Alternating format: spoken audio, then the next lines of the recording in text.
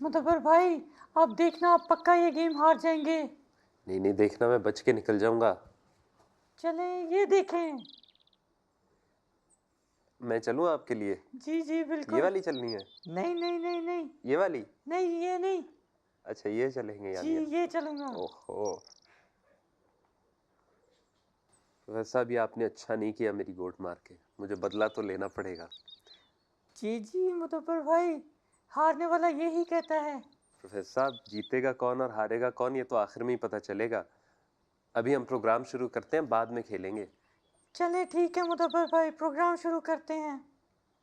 दुनिया है ये बच्चों की है, बच्चों की ये दुनिया। यहाँ खुला है इल्म का रास्ता, देखो आके खोलो। पूछ के देखो, पूछ के जानो, दिल में क्या है बोलो। इल्म बढ़ाना मेरा या रब, रब्बे जिदनी इल्मा, रब्बे जिदनी इल्मा, रब्बे जिदनी इल्मा, रब्बे जिदनी इल्मा, रब्बे जिदनी इल्मा। अस्सलाम वालेकुम रहमतुल्लाह। प्यारे बच्चों, आज हम फिर आपके पास आए हैं आपका प्रोग्राम लेकर, जिसका नाम है बच्चों की दुनिया। मैं हूं आपका मुदब्बर भाई और आज भी हमारे साथ हैं हमारे और आपके दोस्त प्रोफेसर भोला। अस्सलाम वालेकुम बच्चों, कैसे हैं आप? बच्चों, आज तो मुझे बहुत मज़ा आया है। मैं और मुदब्बर भाई ने लूडो खेली है। मुदब्बर भाई, आपकी किस्मत बड़ी अच्छी है। अगर प्रोग्राम का वक्त शुरू ना होया होता तो पक्का हार जाना था आपने। प्रोफेसर साहब, गेम तो अभी चल रही है। अभी ये प्रोग्राम ख़त्म हो जाए तो फिर देखते हैं कि कौन जीतता है और कौन हारता है। मुदब्बर भाई, लूडो में मैंने तो बड़े बड़ों को हराया हुआ है। अच्छा, किस किस के साथ खेली है आपने लूडो? मुदब्बर भाई, आपको तो पता है, मेरा एक ही बचपन का दोस्त डॉक्टर बबलू। मैं और डॉक्टर बबलू लूडो बहुत खेला करते थे और अक्सर मैं ही जीतता था। ओ, एक मिनट एक मिनट। अरे प्रोफेसर डॉक्टर बबलू का फ़ोन आ गया। प्रोफेसर भोला, अस्सलाम वालेकुम। जी जी वालेकुम सलाम। कैसे हैं आप? जी हम बिल्कुल ठीक हैं, हमारा प्रोग्राम शुरू हो गया, बड़ा मज़ा आया, हमने आज लूडो खेली है, खूब खेली। अच्छा, तो वीडियो भेज दिया आपने? सही, अभी मैं देखता हूँ, फिर हम आज प्रोग्राम में चला देंगे। बिल्कुल ठीक है, अपना ख्याल रखें, खुदा हाफिज़, अस्सलाम वालेकुम। जी मुदब्बर भाई, क्या कह रहे थे डॉक्टर बबलू? अरे प्रोफेसर साहब, डॉक्टर साहब कह रहे थे कि उन्होंने हमें एक वीडियो भेजी है। अरे वाह, वाकई उन्होंने तो वीडियो भेजी हुई है। वैसे प्रोफेसर साहब, डॉक्टर साहब की एक बात है, वो वीडियो भेजना नहीं भूलते। जी मुदब्बर भाई, डॉक्टर बबलू जब किसी को दोस्त बनाते हैं तो अपनी दोस्ती कभी नहीं भूलते। जी ये तो बहुत अच्छी बात है प्रोफेसर साहब, लेकिन अब वक्त बहुत ज़्यादा हो गया है। वीडियो हम बाद में देखेंगे, अभी हम चलते हैं अपने पहले सवाल की तरफ। अस्सलामुअलैकुम वरहमतुल्लाहि वबरकातुहू। मेरा नाम इरम खालिद है और मैं 10 साल की हूँ और मैं मलेशिया में रहती हूँ। और मेरा सवाल ये है कि इस्लाम हमें किस तरह के फ़ैशन से मना करता है। जज़ाकल्लाह। मुदब्बर भाई, अच्छा साफ सुथरा लिबास पहनना तो बहुत अच्छी बात है। जी बिल्कुल, साफ़ सुथरा लिबास पहनने में तो बिल्कुल कोई नुकसान नहीं, बल्कि अच्छी बात है, और अगर फैशन ऐसा हो तो भी कोई हर्ज नहीं। लेकिन हम चलते हैं कि फ़ाते और ज़की के पास और पूछते हैं उनसे कि इस्लाम अगर फैशन से मना करता है तो वो किस किस्म का फैशन होता है जिससे इस्लाम मना करता है। ज़की, आप अपने जूतों को देखकर क्या सोच रहे हो? भाई मैं ये सोच रहा हूँ कि मेरे शूज़ पुराने फैशन के हैं या नई फैशन के। ज़की, ये ख्याल आपको कैसे आया है? जी भाई, आज स्कूल में एक बच्चे ने मेरे शूज़ का मजाक उड़ाया था और कह रहा था कि मेरे शूज़ पुराने फैशन के हैं, पर ये फैशन होता क्या है? चलो आओ मेरे साथ, मैं आपको उधर चलकर फैशन के बारे में कुछ बताता हूँ। जी भाई। दुनिया है ये बच्चों की है, बच्चों की ये दुनिया। यहाँ खुला है इल्म का रास्ता, देखो आके खोलो। ज़की, फैशन किसी एक चीज़ का नाम नहीं, आजकल तो लोगों ने हर चीज़ को फैशन बनाया हो, चाहे कपड़े हों या जूते हों। आपने तो देखा ही होना है कि दुकानों में अगर कोई नया कपड़ा आता है तो सारे लोगों का दिल चाहता है कि वो उस कपड़े को पहने, और चाहे वो जितना भी महंगा हो वो उसको ख़रीद लेते हैं। तो भाई ये बुरी बात है। ذکی، پہلے تو ہمیں سمجھنا چاہیے کہ فیشن ہوتا کیا ہے۔ ایک جگہ حضرت مسیح موعود علیہ الصلوۃ والسلام نے فرمایا تھا کہ اصل فیشن یہ ہوتا ہے اپنی زندگی گزارنے کا طریقہ۔ چلو ذکی، تو اب آپ مجھے بتاؤ کہ ہم مسلمانوں کو کس طرح اپنی زندگی گزارنی چاہیے ہے۔ بھائی، جو قرآن پاک میں لکھا ہے ہم مسلمان اس کو پڑھتے ہوئے اپنی زندگی گزارنے کی کوشش کرتے ہیں۔ بالکل صحیح کہا ہے آپ نے۔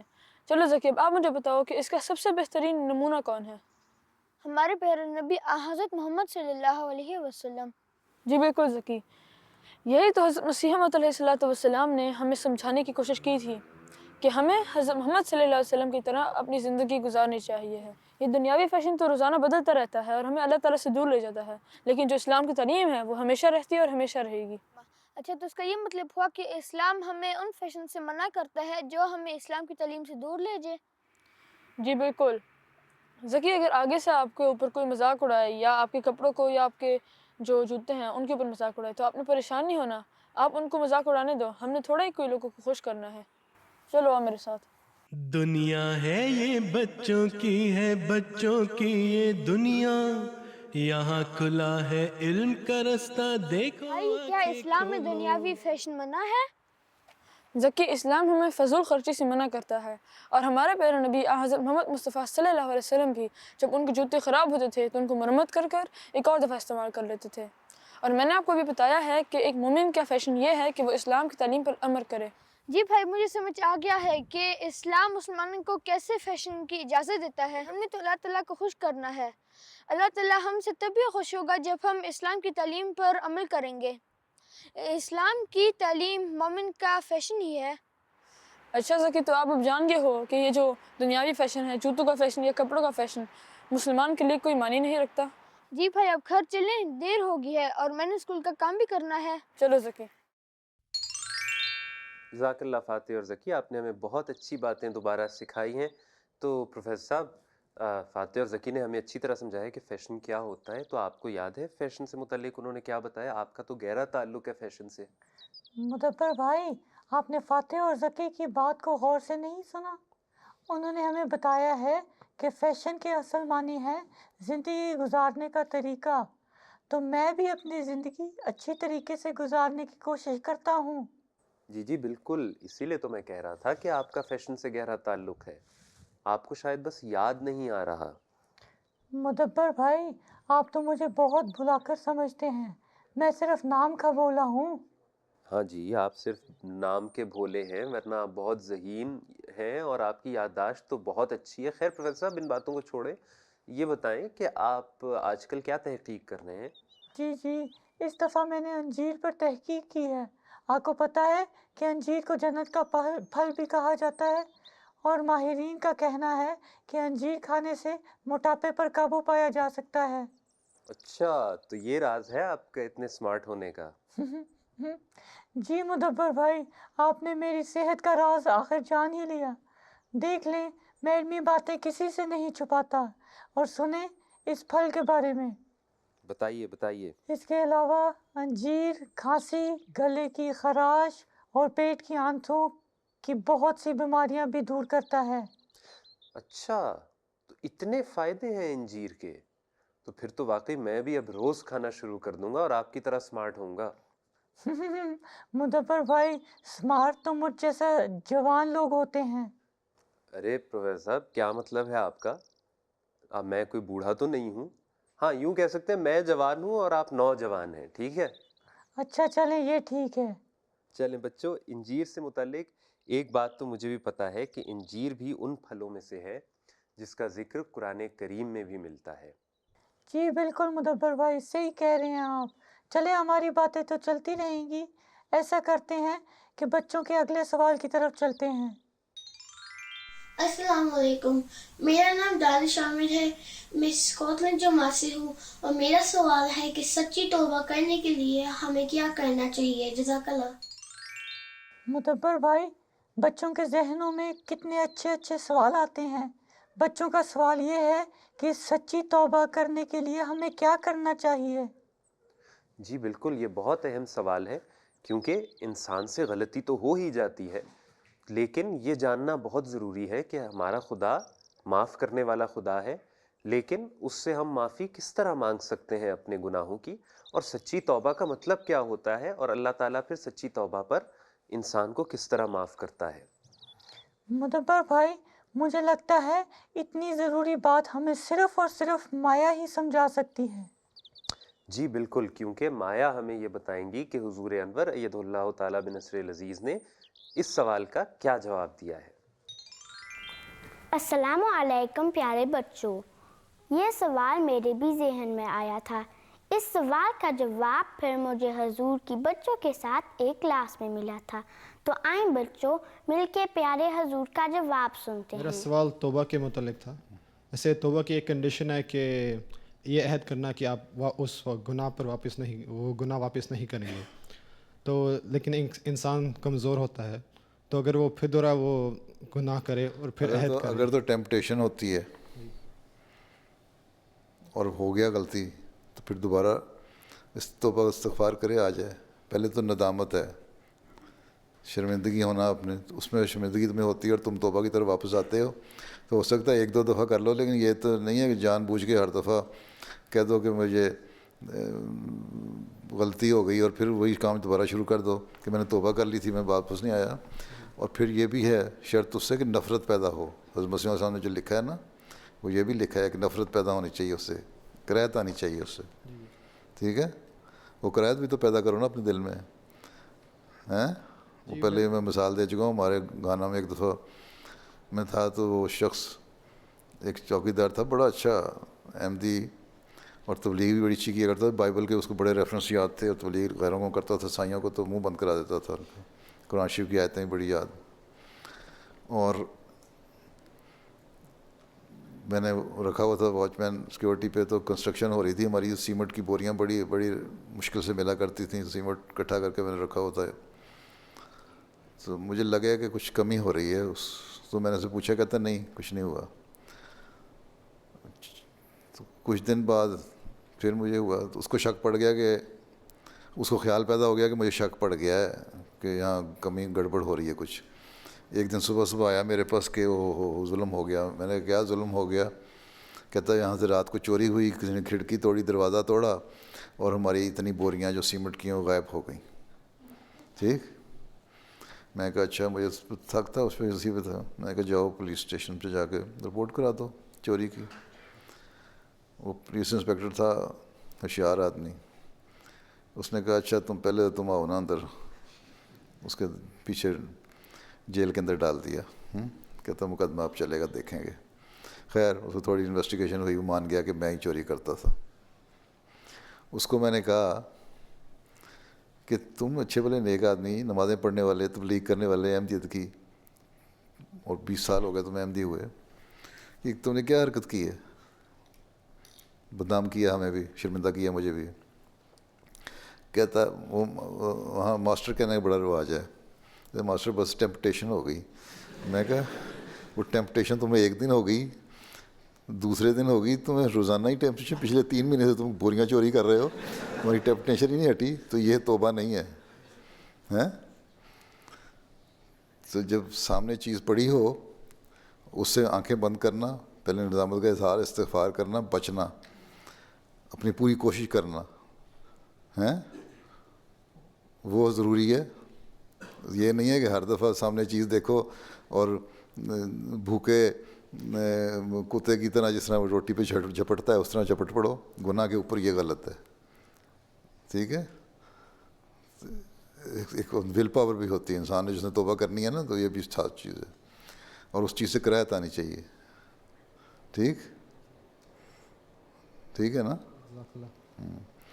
تو توبہ، یہ بھی توبہ یہ نہیں ہے کہ تم 6 مہینے ایک کام غلط کرو، اس کے بعد اگلے دن دیکھو پھر وہی کام شروع کر دو، ہیں، اور کہہ دو میں توبہ کر لوں گا پنجابیوں کی طرح، تو نہیں ہوگا، یہ کوئی توبہ نہیں ہے۔ تو بچوں آپ نے حضور کی باتیں غور سے سنی ہیں نا؟ آپ کو آپ کے سوال کا جواب مل گیا؟ چلتے ہیں واپس مدبر بھائی کے پاس۔ جزاک اللہ مایا۔ تو بچوں اب جب آپ نے پیارے حضور کے الفاظ سن لی ہیں تو آپ کو یقیناً سمجھ میں آ گیا ہوگا کہ سچی توبہ کرنے کے لیے ہمیں کیا کرنا چاہیے۔ جی پروفیسر صاحب، لیکن آج آپ بڑی سیریس باتیں کر رہے ہیں، کوئی لطیفہ نہیں سنائیں گے آج؟ مدبر بھائی، لگتا ہے آپ کو میرے لطیفے بہت پسند ہیں۔ جی یہ تو ہے، آپ کے لطیفے ہوتے بہت مزیدار ہیں۔ چلیں پھر میں ایک لطیفہ سناتا ہوں۔ ایک دفعہ پپو کے پیٹ میں بہت درد ہو رہا تھا۔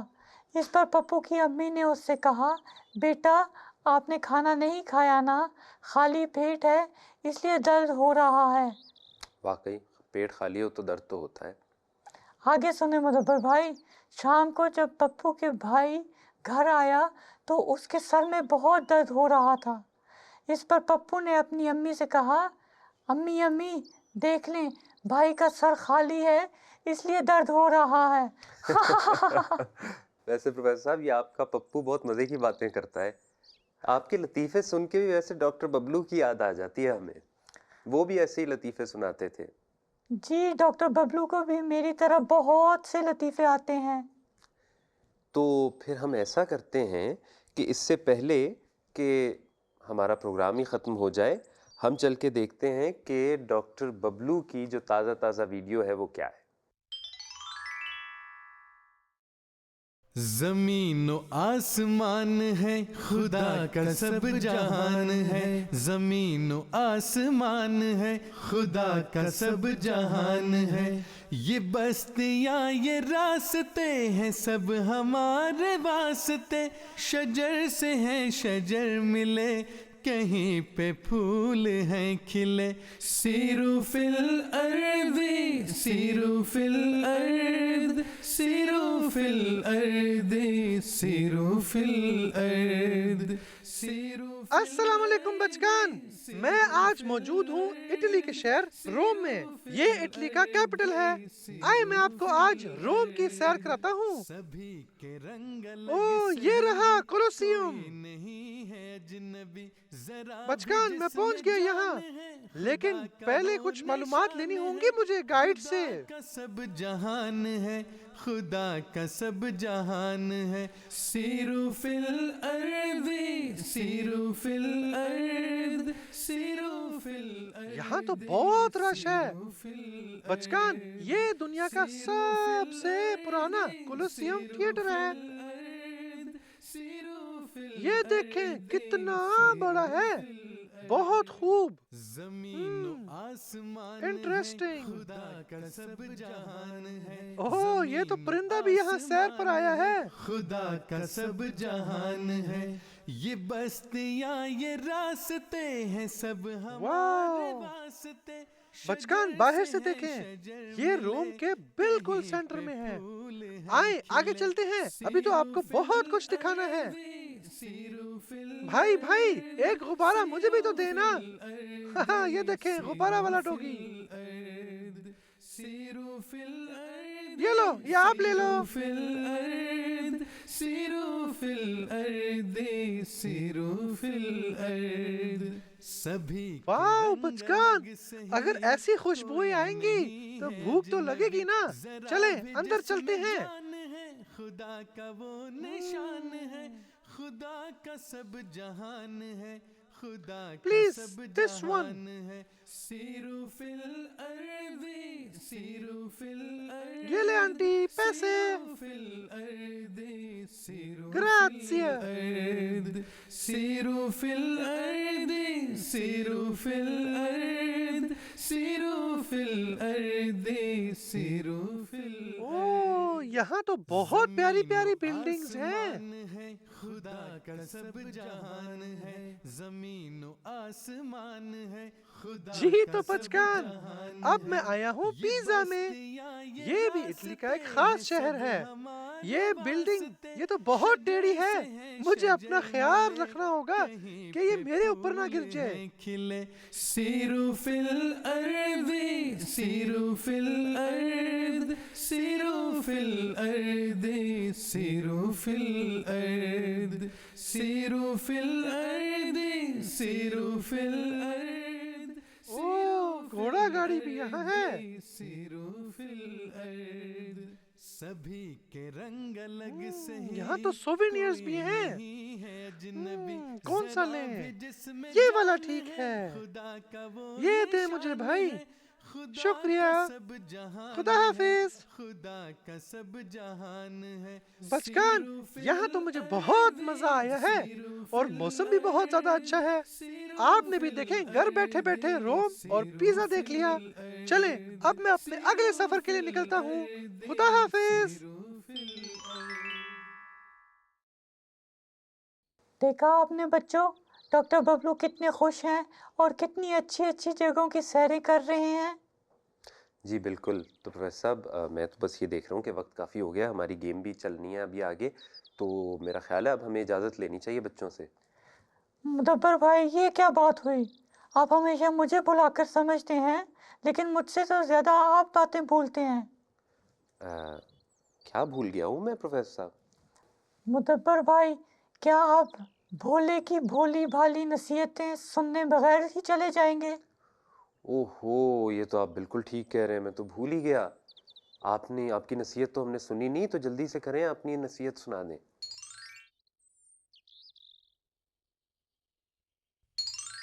किसी के लिए वो चीज़ या बात पसंद ना करो जो अपने लिए पसंद ना हो। जी, तो बच्चों, आपने यकीनन प्रोफेसर साहब की इतनी अच्छी नसीहत सुन ली होगी कि जो चीज़ अपने लिए पसंद ना हो वो किसी और के लिए भी पसंद नहीं करनी चाहिए। जी, और प्यारे बच्चों, मुझे यकीन है कि आप मेरी इस नसीहत पर अमल ज़रूर करोगे। अब अगले हफ्ते तक के लिए हम आपसे इजाज़त चाहते हैं। चले मुदब्बर भाई, हमने लूडो की गेम भी ख़त्म करनी है। जी बस मैं अभी आया, हम अभी शुरू करते हैं। लेकिन बच्चों, आप याद रखें कि अगर आपका कोई सवाल है या आप हमें कोई पैगाम भेजना चाहते हैं तो अपनी वीडियो बनवा के ज़रूर हमें भेज दें। इस बात का ख्याल रहे कि वीडियो लैंडस्केप में हो और पस मंज़र में कोई तस्वीर ना हो। इसी तरह आपको पता ही है कि हमारी सोशल मीडिया पे नज़्म का मुकाबला जारी है और बहुत सी अच्छी अच्छी रिकॉर्डिंग्स हमें मिली हैं। याद रखें कि नज़्म बच्चों की दुनिया की नज़्म हो, चाहे नई तर्ज हो चाहे पुरानी तर्ज हो, उसमें आप पढ़ के ये नज़्म भेज सकते हैं और इस तरह मुकाबले में शामिल हो सकते हैं। अगले हफ्ते तक के लिए हमें इजाज़त दें। तब तक अस्सलामु अलैकुम और खुदा हाफिज़। खुदा हाफिज़। दुनिया है ये बच्चों की है, बच्चों की ये दुनिया, यहाँ खुला है इल्म का रास्ता, देखो आके खोलो।